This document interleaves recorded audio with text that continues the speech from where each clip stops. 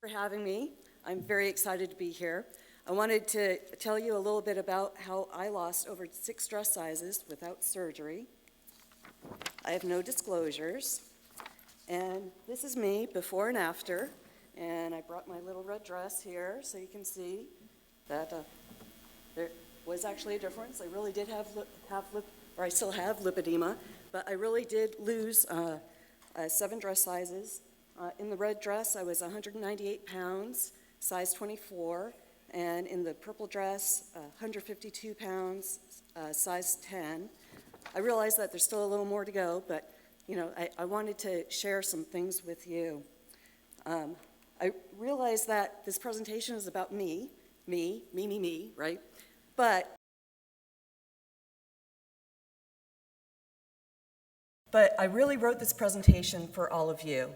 And so some of the learning objectives that I have, upon completion, you'll be able to describe why it's said that most diets don't work for lipedema, explain why lipedema is still all about food, define why researchers may find lipedema is autoimmune, determine if a food is causing the participant a reaction, and potentially control your own lipedema.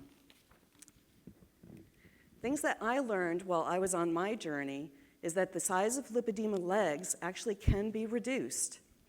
Calories in does not equal calories out, but again, it is still all about food. I believe lipedema is an inflammatory condition. The wrong food can trump any other thing that you're doing. Personally, I can gain 5 pounds overnight by eating the wrong thing. I'm only 5 foot tall. 5 pounds is a lot on me. I believe lipedema is autoimmune. Of course, most diets don't work for lipedema. Most diets contain foods that are inflammatory to you. So if you're able to find and eliminate those inflammatory foods, I believe that you also can control your lipedema.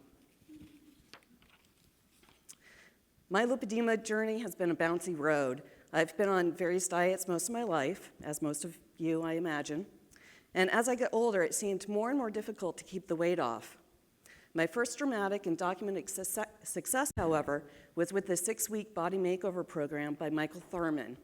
And it was actually an infomercial, so a little embarrassing there, right? At the time, I had been trying the Special K diet. I don't know if any of you remember that diet, but basically it was eating a bowl of Special K for breakfast and at lunch, having a Special K bar in the afternoon, and then a sensible dinner. Wonderful. But when I sat down and I calculated, I was flabbergasted to find that I was eating 400 to 600 calories a day, and I was still gaining weight. 400 to 600 calories a day and gaining weight. So if anyone tries to tell you the old adage of calories in equals calories out, they basically don't really know what they're talking about. And when they try to change their standpoint and tell you that, well, you just ruined your metabolism and, just get your metabolism going again, well, then they just prove that the calories in doesn't equal calories out. Many of the newer eating plans that are out there are beginning to recognize this fact as well. So I found myself on a business trip with only one pair of pants that still fit, and they were green pants, yay, one pair. And my legs were growing by the day. I wasn't sure if the pants were still gonna fit by the end of the trip. In the hotel room, similar to hotel room here, I had on the TV and there was an infomercial that came up for the 6-week body makeover plan, and I called and I purchased the program from my hotel room. I lost 21 pounds in 6 weeks, and I continued the program to 128 pounds. And so my before and afters are up there. Now, this is the takeaway and the basis of this talk. I noticed that this program cut out the most common allergens: wheat, dairy, corn, seeds, nuts, legumes. And that got me thinking, do common allergens cause inflammation in other people who don't show a full-blown allergic reaction? And remember, this was back in 2005, 2006. So this was before anyone was really talking about food sensitivities at all. But although I didn't know about lipedema at the time, as you can see, the size of lipedema legs can be reduced. And I can't emphasize this enough, calories in just does not equal calories out. Well, 2008 to 2012, I was pretty unsuccessful with living lean. Within 2 years, I had regained 50 pounds, and I had struggled with the adding foods back in, and I just didn't do well with what was called the living lean phase of the 6-week body makeover program. I didn't really understand. It didn't seem like I was eating crazy things at all, but the weight just kept piling on. I restarted the 6-week body makeover program, and I got to 138 pounds. And one thing to mention is that the 6-week body makeover program was a low-fat program. So along with cutting out so many foods, the low amount of fat also caused issues with not being satiated. So I was uncomfortable staying on this program long term. In 2009, I was diagnosed with Ehlers-Danlos syndrome. But with my weight struggles, that took all of my focus, and I placed EDS on the back burner. So as you can see, I yo-yoed with my weight, going ultra strict with the 6-week body makeover program, never able to successfully make that transition to living lean. I was again unsuccessful with living lean, and by 2014, I was again searching for a new plan. The cooking every meal, eating 6 times a day, the obsession with 6-week body makeover was just too much to me to go back to again, and I just thought there had to be another way. And also, I still didn't know about lipedema at this time, so I had not yet been told by anyone that I would not be able to lose weight. In December 2013, I found The Plan by Lynch and Resetis, and I started the plan in 2014. It's an elimination diet that helps you to test foods to determine which you are sensitive to. With more sensitive scales that we have these days, we're able to tell if our weight goes up 1/4 pound, which is an indication of a sensitivity. And actually, she says if you don't lose 0.4 pounds a day, then she claims that you're sensitive to something you ate during that day. And believe me, I do feel everyone's aversion to a scale, but I decided that I had to use the scale as a tool and pay attention to the weight gain or loss every day and not the actual number on the scale, and just keep a very detailed food diary. Her theory was that a food sensitivity would cause a histamine response, causing short-term water retention and release cortisol. This would then cause a hormone imbalance, slowed thyroid function, cause long-term fat production and storage, trigger yeast, and ultimately alter the gut flora. So, all of that. But it did seem to make sense with what I had learned from my previous program, the 6-week body makeover, and cutting out the most common allergens. So I began working on gut health, identifying my specific food sensitivities. I thought that instead of cutting out these whole categories of food, as I did with the previous program, if I could just find those couple things that I was sensitive to, well, then life would be great, right? Okay, so my big 5, scallops. One scallop, I will gain 6 pounds overnight. I'm only 5 foot tall.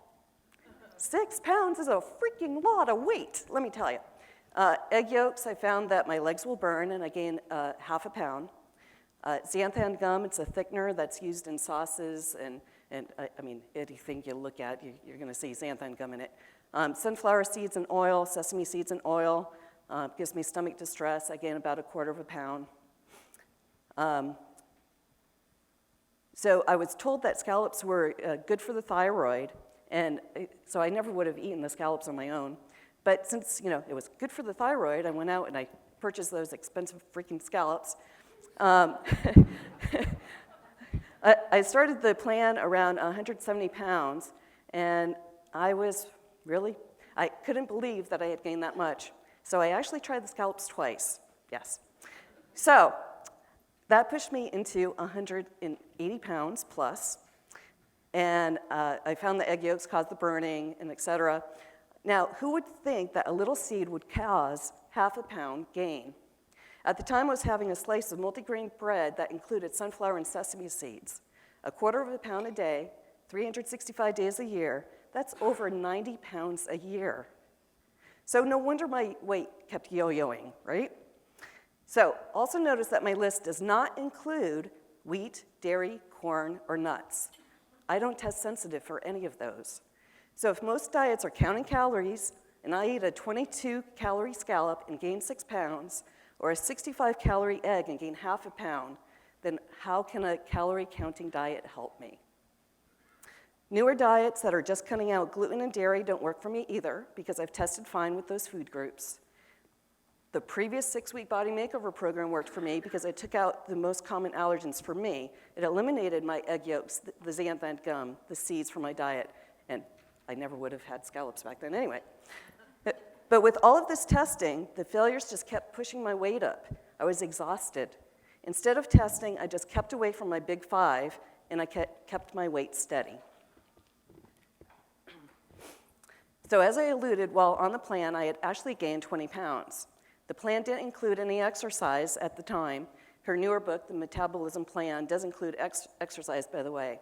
But in hindsight, I see that my lymph system actually slowed while I was on the plan. 2016 was just a really horrible year for me. Ehlers-Danlos showed its head, and I dislocated my elbow, my feet, and my neck, and my collarbone. Who would ever think that you can dislocate a collarbone? Yay, yes. But so with all of these injuries, I probably wouldn't have been able to exercise anyway, honestly. My health declined, and by November 2016, I couldn't stand in the kitchen long enough to cook food. I couldn't empty the dishwasher in one try. I was awake between 2 and 4 a.m. every single night.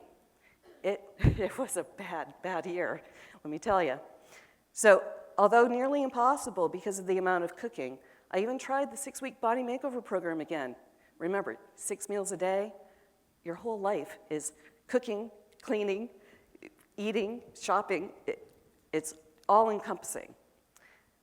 But the plan no longer was working for me. I wasn't losing any weight even on that plan. So through the teachings of Lynn's plan, Lynn Jeanette Rositas' The Plan, I suspected that there was a food sensitivity that was eluding me and stalling my weight loss. And I was diagnosed with Hashimoto's, where the body attacks the thyroid gland, in November of 2016. For Hashimoto's, they measure the amount of thyroid antibody, and a measurement under 35 is considered normal. I was at 125. So at this time, the picture's not really the right one. It should have been the one in the red dress. I was 196 pounds and a size 24. In February 2017, I first heard about lipedema.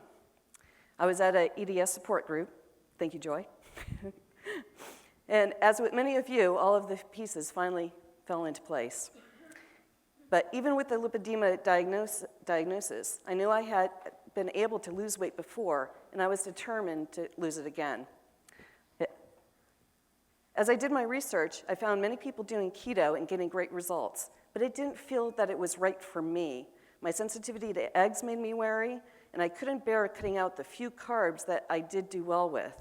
And it also didn't seem right since I had previously lost weight on the 6-week body makeover program, which was a low-fat plan.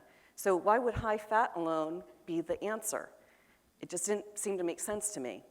I came across the rare adipose diet, RAD, and I gave that a shot. It didn't do very much for me.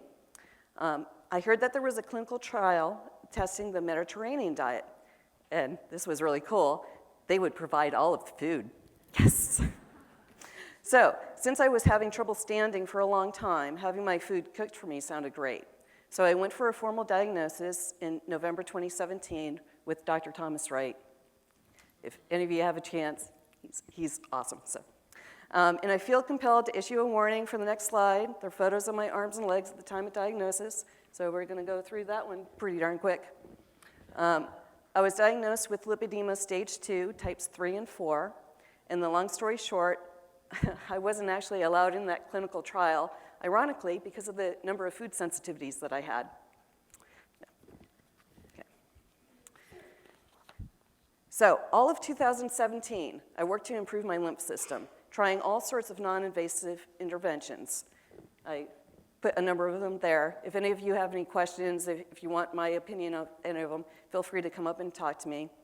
I was taking 45 pills a day. Even the largest of pill sorters could barely hold all of those pills. So I spent over a year stalled, no weight loss. And I'm telling you, I was trying. I was pulling my hair out. Why couldn't I lose any weight? I knew from Lynn and the plan that there was still a food that was being so elusive, not allowing me to lose any weight. So now although there didn't appear to be any impact on my weight, I did seem to have improvements in my lymph system. And I admit this slide doesn't really have a place in my presentation, but I wanted to bring awareness to the issue of blood pressure and lipedema in the arms. Lipedema causes BP to spike, and last year when I was having a stress test done, the automated arms blood pressure was something like 198 over 150. The nurse looked at me like I was going to be falling out and stroking out.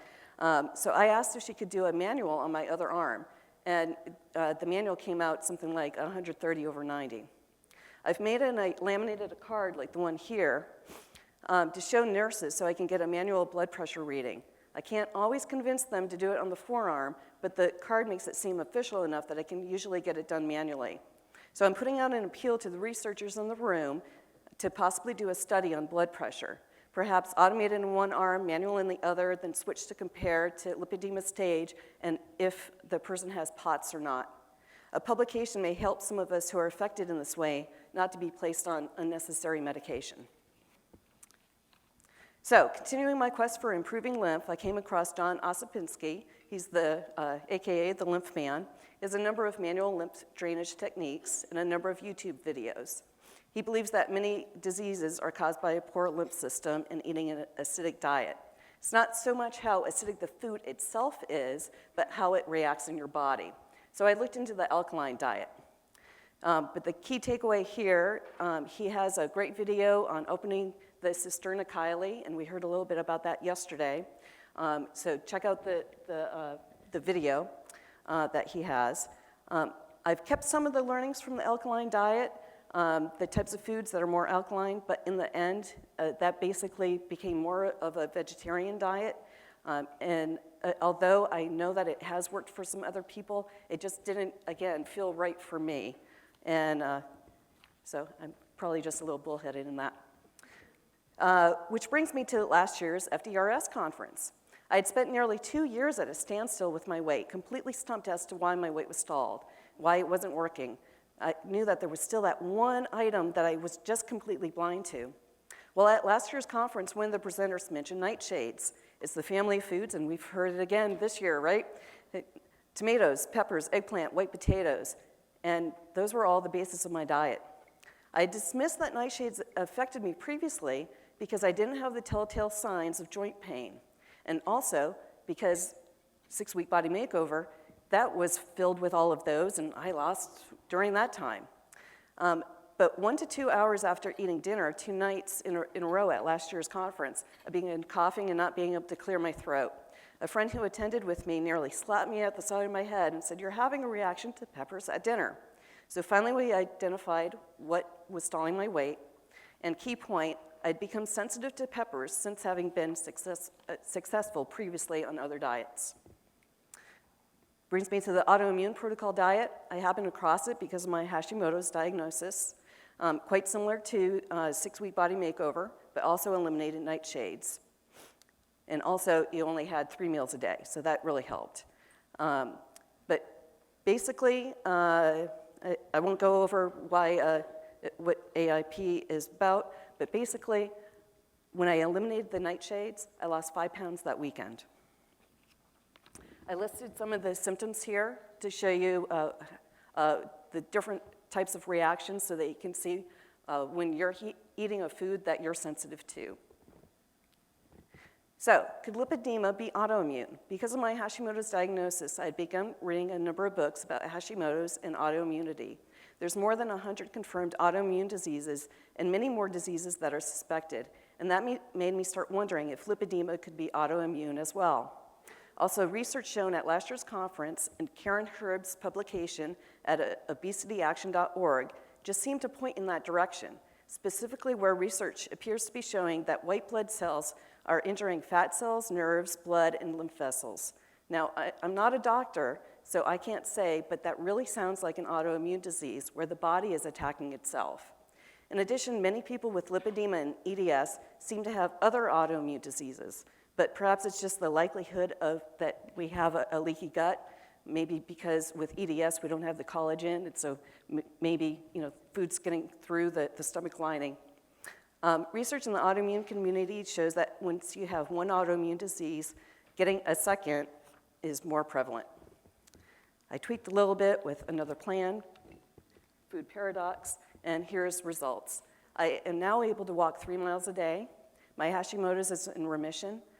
I lost over 45 pounds. I went from a dress size of 24 to size 10, and I lost inches in lipedema areas, 2 inches on arms, 2 inches on calves, 6 inches on each thigh, and 6 inches on hips. My Hashimoto's is in remission. 35 is considered normal. I'm now at 18. These are some other food plans that I know people with lipedema have been successful with. So I don't really say that it's only AIP, but if you find your items and get rid of them, I think you can also control your lipedema. Learning objectives, I think we've met all of those. My contact information, please contact me. Love to hear from all of you. And I also have a slide on further reading and the information that this is based on. Thank you so much.